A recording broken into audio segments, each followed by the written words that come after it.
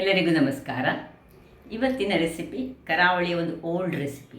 ಅದು ಇಡೀ ಗೋಧಿ ಅಂದರೆ ನೆನೆಸಿಟ್ಟ ಗೋಧಿ ಮತ್ತು ಮಂಗಳೂರು ಸೌತೆಕಾಯಿ ಇದನ್ನು ಬಳಸಿ ಮಾಡಿದಂತಹ ಒಂದು ಆರೋಗ್ಯದಾಯಕವಾದ ಹಾಗೂ ರುಚಿಕರವಾದ ದೋಸೆ. ಇದನ್ನು ಎಷ್ಟು ತೆಳುವಾಗಿ ಸಹ ಮಾಡ್ಬೋದು, ಕ್ರಿಸ್ಪಿಯಾಗಿ ಸಹ ಮಾಡ್ಬೋದು. ಬಟ್ ಎರಡು ವಿಧದಲ್ಲಿ ಮಾಡ್ಬೋದು. ಒಂದು ಬೆಲ್ಲ ಹಾಕಿ ಸ್ವೀಟಾಗಿ ಸಹ ಮಾಡ್ಬೋದು, ಅಥವಾ ಈ ಕೊತ್ತಂಬರಿ ಸೊಪ್ಪು ಕಾಯಿ ಮೆಣಸು ಹಾಕಿ ಸ್ವಲ್ಪ ಖಾರವಾಗಿ ಮಾಡ್ಬೋದು.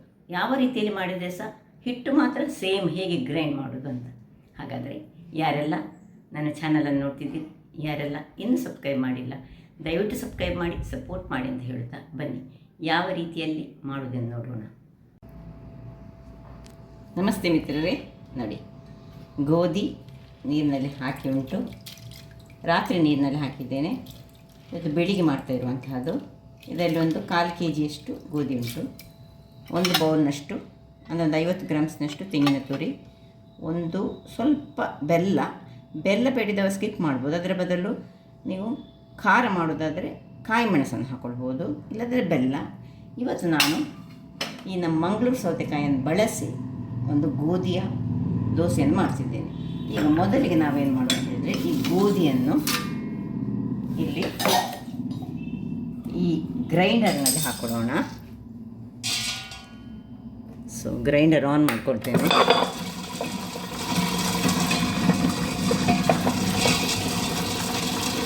ಸೊ ಇದು ಗೋಧಿ ಹಾಕಿದ ಮೇಲೆ ಸ್ವಲ್ಪ ಅದು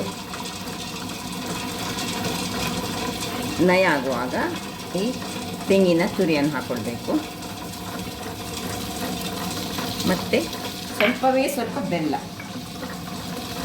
ಇಷ್ಟನ್ನು ಹಾಕಿ ಒಂದು ನಯವಾಗಿ ನಾವು ಇದಕ್ಕೆ ಸ್ವಲ್ಪ ಉಪ್ಪು ಸಹ ಹಾಕ್ಕೊಳ್ತಿದ್ದೇನೆ. ಮೊದಲಿಗೆ ಹಾಕಿದರೆ ಅದರಲ್ಲಿ ಮಿಕ್ಸ್ ಆಗಿ ಸ್ವಲ್ಪ ನೀರನ್ನು ಸಹ ಹಾಕ್ಕೊಳ್ಬೇಕು. ನೀರು ಹಾಕ್ಕೊಳ್ಳೋಣ. ಸ್ವಲ್ಪ ನೀರು ಹಾಕದಿದ್ದರೆ ಇದು ಗ್ರೈಂಡ್ ಆಗೋದಿಲ್ಲ. ಸ್ವಲ್ಪ ನೀರು ಹಾಕ್ಕೊಳ್ಳೋಣ. ಸೊ ಎಲ್ಲವನ್ನು ಸಹ ಇದರಲ್ಲಿ ಹಾಕ್ಕೊಂಡು ಗ್ರೈಂಡ್ ಮಾಡಿ ತೋರಿಸ್ತೇನೆ ವೀಕ್ಷಕರೇ. ನೋಡಿ, ಇದಿಷ್ಟು ಗ್ರೈಂಡ್ ಆಗ್ತಾ ಇರುವಾಗ ನಾವಿಲ್ಲಿ ಇದನ್ನು ಕಟ್ ಮಾಡ್ಕೊಳ್ಳೋಣ. ಕಟ್ ಮಾಡಿಕೊಂಡು ಇದನ್ನು ನಾನು ತುರಿದುಕೊಂಡು ಇದಕ್ಕೆ ಹಾಕ್ಕೊಳ್ತೇನೆ. ಇದು ಸುರಿಗೆ ಇದರ ಸಿಪ್ಪೆ ತೆಗೆದುಕೊಳ್ತೇನೆ. ನೋಡಿ, ಈ ರೀತಿ ಸಿಪ್ಪೆ ಬೇಡ. ಈ ಸಿಪ್ಪೆಯಿಂದ ಸಹ ಚಟ್ನಿಯನ್ನು ಮಾಡ್ತೇವೆ ನಾವು. ಸೊ ಇದನ್ನು ತೆಗೆದಿಟ್ಕೊಳ್ಳೋಣ. ಸಿಪ್ಪೆ ಚಟ್ನಿ ಸಹ ತುಂಬ ಚೆನ್ನಾಗಿ ಬರ್ತದೆ. ಸ್ವಲ್ಪ ದಪ್ಪದಲ್ಲಿ ತೆಗೆದುಕೊಂಡ್ರೆ ಸಾಕ್ತದೆ. ಈ ರೀತಿ ತೆಗೆದುಕೊಂಡು ಇದನ್ನೀಗ ತುರಿದುಕೊಳ್ತೇನೆ. ನೋಡಿ, ಈ ಬೀಜದ ಭಾಗ ಬೇಡ, ಎಳೆಯದಾಗಿದ್ದರೆ ಒಳ್ಳೆಯದಾಗ್ತದೆ. ಈ ಗೋಧಿ ಸ್ವಲ್ಪ ಹೀಟ್ ಅಂಶ ಹೊಂದಿರೋದ್ರಿಂದಾಗಿ ನಾವು ಅದಕ್ಕೆ ಈ ಮುಳ್ಳು ಸೌತೆ ಅಂದರೆ ಇದು ಮಂಗಳೂರು ಮುಳ್ಳು ಸೌತೆ ಯಾವುದು ಸಾಕ್ತದೆ, ಇನ್ನೊಂದು ಮುಳ್ಳು ಸೌತೆ ಸಾಕ್ತದೆ. ಅದು ಇದರಲ್ಲಿ ಸಹ ತುಂಬ ರುಚಿಯಾಗಿ ಬರ್ತದೆ. ಈಗ ಇದನ್ನು ಕೊನೆಯಲ್ಲಿ ಹಾಕ್ಕೊಳ್ಳಿಕ್ಕೆ ಅದಕ್ಕೋಸ್ಕರ ಗ್ರೈಂಡ್ ಆಗ್ತಾ ಉಂಟಲ್ಲಿ ನಮ್ಮ ಗೋಧಿ. ಸೊ ಈ ರೀತಿಯಾಗಿ ನಾನು ಎಲ್ಲವನ್ನು ಈ ರೀತಿ ತುರಿದುಕೊಳ್ತೇನೆ ವೀಕ್ಷಕರೇ. ನೋಡಿ, ಇಷ್ಟ ಆಯಿತು. ನೋಡಿ, ನಾನು ಅರ್ಧ ಭಾಗ ಮಾತ್ರ ತೆಗೆದುಕೊಂಡಿದ್ದೇನೆ. 1/4 kg ಅರ್ಧದಷ್ಟು ಸಾಕು. ಒಂದು 200 ಗ್ರಾಮ್ಸ್ನಷ್ಟು ಇದಿದ್ದರೆ ಸಾಕು. ನೋಡಿ, ಇದನ್ನೀಗ ನಾವು ಇಲ್ಲಿ ಗ್ರೈಂಡ್ ಆಗ್ತಿರುವಂತಹ ನೋಡಿ ಅರ್ಧವಷ್ಟಷ್ಟು ಗ್ರೈಂಡ್ ಆಯಿತು. ನಿಮಗೆ ಗೊತ್ತಾಗ್ಬೋದು ಈಗ. ನಾನು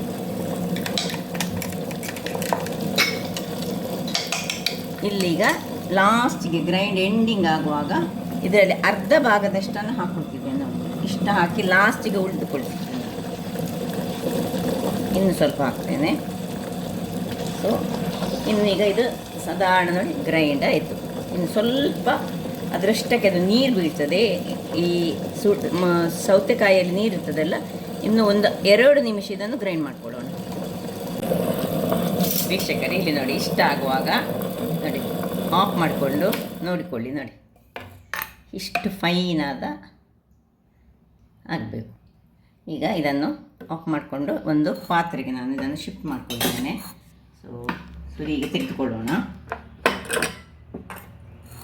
ಈ ರೀತಿ ಸ್ವಲ್ಪ ಈ ಮುಂದಿನ ದಿನದಲ್ಲಿ ನಾವು ನೆನೆ ಹಾಕಿಟ್ಟರೆ ಇದರಲ್ಲಿ ಸ್ವಲ್ಪ ಅಂಟು ಬರ್ತದೆ.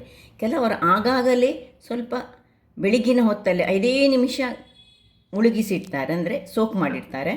ಆಗ ಈ ನಮ್ಮನೆ ಅಂಟು ಬರೋದಿಲ್ಲ. ಕೆಲವರು ಆ ರೀತಿ ಮಾಡ್ತಾರೆ. ಮಾತ್ರ ಸ್ವಲ್ಪ ಗ್ರೈಂಡರ್ ಸ್ವಲ್ಪ ಅದಕ್ಕೆ ನಮ್ಮದು ಸ್ವಲ್ಪ ಹಾಳಾಗ್ತದೆ. ಹಾಗಾಗಿ ನಾವೆಲ್ಲ ರಾತ್ರಿ ಮುಳುಗಿಸಿಟ್ಟುಕೊಂಡು ಸೋಕ್ ಮಾಡಿ ಮಾಡೋದು.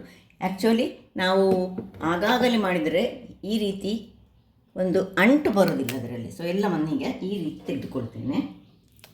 ವೀಕ್ಷಕರೇ ನೋಡಿ, ನೀರನ್ನು ಗ್ರೈಂಡರ್ ತೊಳೆದ ನೀರನ್ನು ಹೀಗೆ ಸಪ್ರೇಟ್ ತೆಗೆದಿಟ್ಟೆ, ಯಾಕೆಂದರೆ ತುಂಬ ನೀರಾಗಬಾರ್ದು ಇದು. ಇಲ್ಲಿ ನೋಡಿ ಈ ರೀತಿಯಾಗಿ ಬೇಕಿದ್ದರೆ ಹಾಕ್ಕೊಳ್ಬೋದು ಹೇಳಿ. ಇನ್ನು ಇದರ ಮೇಲೆ ಇಲ್ಲಿ ಈ ಸೌತೆಕಾಯನ್ನು ಆಗ ಸಹ ಹಾಕ್ಕೊಂಡಿದ್ದೇವೆ, ಮತ್ತು ಇದು ಸ್ವಲ್ಪ ತುರಿಯನ್ನು ಇಟ್ಟುಕೊಂಡದನ್ನು ಹಾಕ್ಕೊಳ್ತಿದ್ದೇನೆ. ಈಗ ಈ ಹೊತ್ತಿನಲ್ಲಿ ಉಪ್ಪೆಲ್ಲ ಸರಿ ಉಂಟಂತ ನೋಡಿಕೊಳ್ಳಿ, ಉಪ್ಪು ಬೆಲ್ಲ.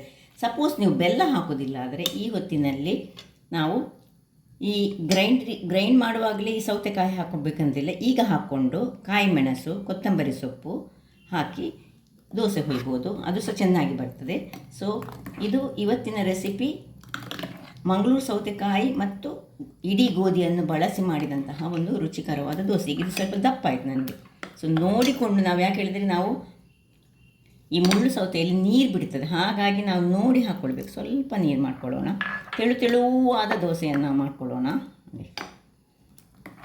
ಸೊ ಇಷ್ಟ ಆಗುವಾಗ ಇಲ್ಲಿ ನಾನು ಒಂದು ಕಾವಲಿಯನ್ನು ಬಿಸಿಯಾಗಲಿಕ್ಕೆ ಇಟ್ಕೊಂಡಿದ್ದೇನೆ. ಕಾವಲಿ ಬಿಸಿಯಾಗಲಿ ನೋಡಿ, ಕನ್ಸಿಸ್ಟೆನ್ಸಿ ಈ ರೀತಿಯಾಗಿ ಇರಬೇಕು. ಇಲ್ಲಿಗ ಕಾವಲಿ ಸಹ ಬಿಸಿ ಆಯಿತು.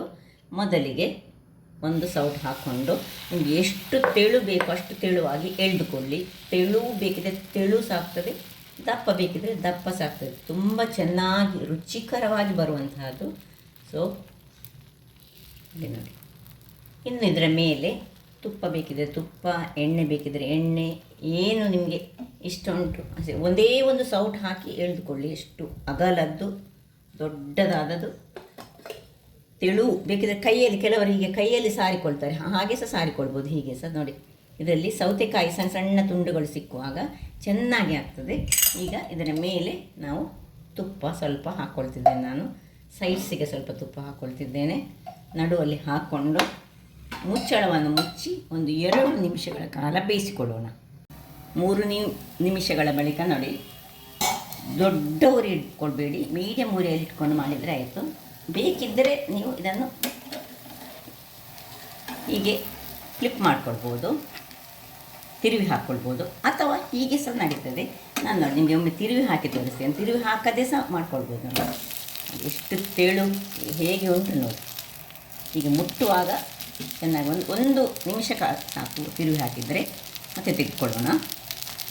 ಕೇವಲ 1 ನಿಮಿಷ ಸಾಕು. ಅಂದರೆ ನಿಮಗೆ ಮತ್ತೆ ಕ್ರಿಸ್ಪಿ ಬೇಕಿದ್ದರೆ ಕ್ರಿಸ್ಪಿ ಸಹ ಮಾಡ್ಕೊಳ್ಬೋದು, ಅದು ನಿಮಗೆ ಬಿಟ್ಟದ್ದು. ನೋಡಿ ಹೇಗೆ ಬಂತು ನೋಡಿ. ಈಗ ಅದೇ ರೀತಿ ಇನ್ನೊಂದು ಒಮ್ಮೆ ಮಾತ್ರ ಈ ನಮಗೆ ತೆಳು ಮಾಡಬೇಕಿದ್ರೆ ಒಮ್ಮೆ ಒರೆಸಿಕೊಳ್ಬೇಕು. ಒರೆಸಿಕೊಂಡ್ರೆ ಮಾತ್ರ ಅದು ಚೆನ್ನಾಗಿ ಬರ್ತದೆ, ಅಂದರೆ ಆಯಿಲ್ ಅಂಶ ಇರಬಾರ್ದು ಹೇಳಿ. ನೋಡಿ ಒಂದೇ ಒಂದು ಸೌಟ್ ಹಾಕ್ಕೊಳ್ಳೋದು. 1 ಅಥವಾ 2 ದೋಸೆ ತಿಂದರೆ ಸಾಕು, ನಮಗೆ ಹೊಟ್ಟೆ ತುಂಬಿ ಬರ್ತದೆ ಮತ್ತು ಆರೋಗ್ಯಕ್ಕೆ ಸಹ ಬಹಳ ಒಳ್ಳೆಯದು.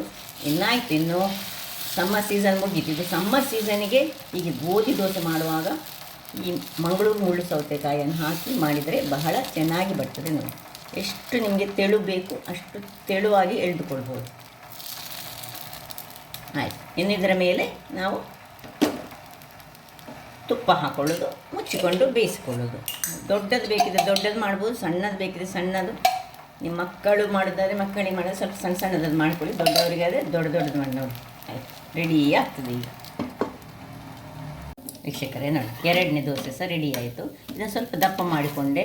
ತೆಳುವು ನೋಡಿ, ಇದು ಭಯಂಕರ ತೆಳುವಾಗಿದೆ. ಎಷ್ಟು ಚೆನ್ನಾಗಿ ಇದರದೊಂದು ಟೆಕ್ಸ್ಚರ್ ನೋಡಿ ಅಂತೆ ಯಾವ ರೀತಿಯಾಗಿ ಬಂದಿದೆ, ಮತ್ತು ಎಷ್ಟು ತೆಳುವಾಗಿ ನಾವು ಎಳೆದುಕೊಳ್ಬೋದು ನೋಡಿ.